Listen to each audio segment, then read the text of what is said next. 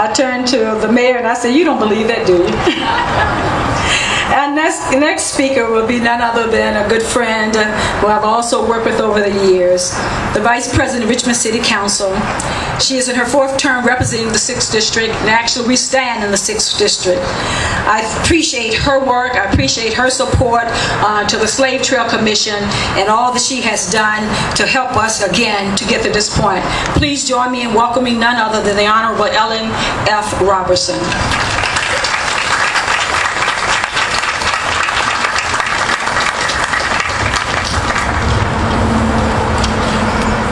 Thank you, my sister Dolores, Delegate McQuinn. To all of the platform guests, to the governor, mayor, all of our state legislators, our school board, our council members, and to all of you that have taken time this afternoon to come to this wonderful occasion. This is a very emotional time for me as we reflect back on the history of the city, as we reflect back on the history of America, and especially on the contributions that Virginia has made in shaping America to be a country of freedom. But that freedom came with the combined efforts of slavery and many of the eloquent leaders that are well represented in the city of Richmond through tremendous monuments, statues throughout this wonderful city. And I'm grateful to the Slave Trail Commission for the markers that they will add to the fabric so that the history, the other part of the history that consists of what was necessary and what was used to gain freedom. Freedom came because of slavery. It was the free labor of slavery that made it possible for this new United States to buy its freedom.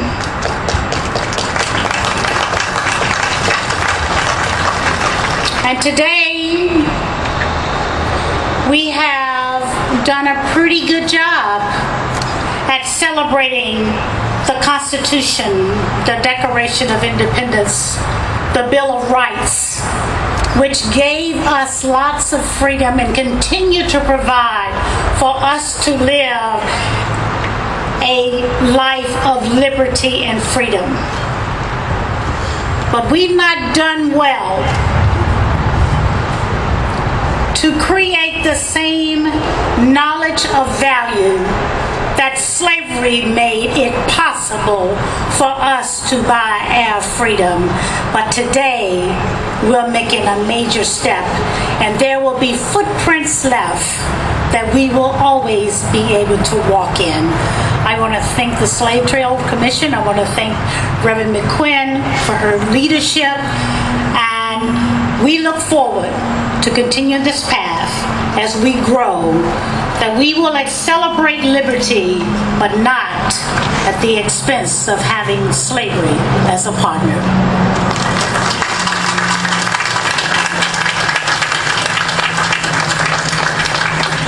Thank you again for those words.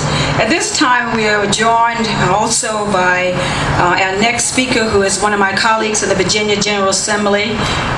She's on the other side of the aisle, though. She is the chair of the Virginia Legislative Black Caucus. She was elected to the Virginia Senate in 2004 from Senate District 2, representing Hampton, Newport News, Portsmouth, and Suffolk. Please please join me in welcoming the Honorable Mamie E. Locke. And I'd like to say this, that the Virginia Legislative Black Caucus had been so instrumental in helping us and supporting the work right here in Richmond. And they are represented all over the state, but they have been so supported, not just in words, not just in commitment, but in resources to help us just even for this day to move this forward. They gave us a contribution when the reconciliation statue was erected. So I appreciate the work that they have done to help us to move this agenda forward. Thank you. Join me again in welcoming Senator Mamie E. Locke.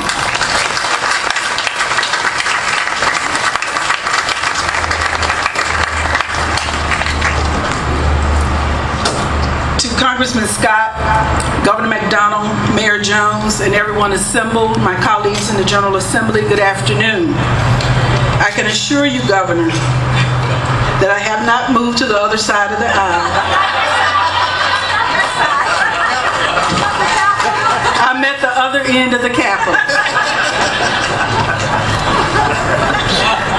It's a pleasure for me to greet you on behalf of the 18 members of the Virginia Legislative Black Caucus. We are very proud to be supportive of this endeavor for the Richmond Slave Trail. And I want to give you a little story. About 10 years ago, I attended the 5th African American National Summit, International Summit in Ghana. And I had the opportunity to visit St. George's Castle.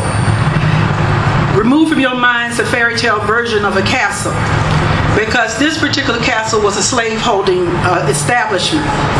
And as you walked through it, you were given this tour to show you various rooms throughout this castle of where individuals who had been captured were held.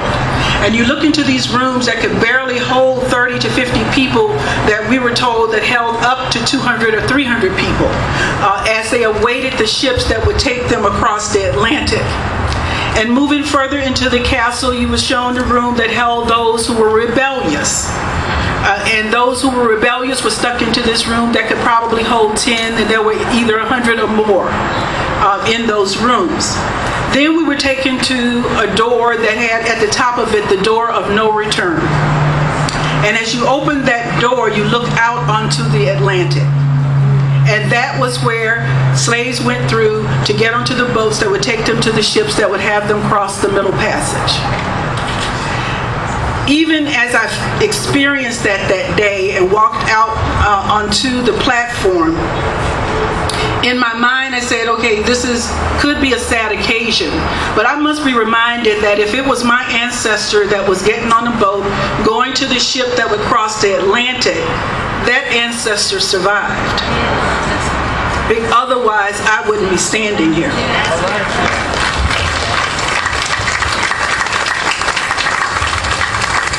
And that ancestor could very well have been at the marker number 1, crossing the Atlantic. Or that its ancestor could very well have been at number 12, auction houses. Because I know that part of my family came from Petersburg and migrated down south to Alabama and then over to Mississippi. So with that one ancestor surviving, let us come full circle. About 3 years ago, I was asked by Wavy TV 10 in Hampton Roads to be a part of a program that they were doing to have my DNA tested through African ancestry. And I had that done and found out that through my maternal ancestor, my family came from the borders of Gabon and Cameroon. So that kind of brought me full circle, at least on the maternal side of my family. So as I was reminded of going to the door of no return and knowing that that ancestor came across the Atlantic and survived it, and at the same time being reconnected to those roots. So it is very important that we understand that slavery was a vile institution. It broke families apart. So the only way that I could very well determine that that ancestry came from the Cameroons was through DNA testing. And we need to understand that blacks who first came here in 1619 were not automatically enslaved. Some held property, they got married, they raised families. But as the demand for field workers on plantations grew, in the 1660s, the legal framework for perpetual servitude based on color was established. And the slave trade in this country lasted for over 200 years.